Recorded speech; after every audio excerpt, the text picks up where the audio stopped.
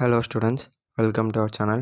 இன்றைக்கி நம்ம இந்த வீடியோவில் 10th standard half yearly question paper தான் பார்க்க போகிறோம். ஸோ இது வந்து ஒரு கவர்மெண்ட் மாடல் கொஸ்டின் பேப்பர்.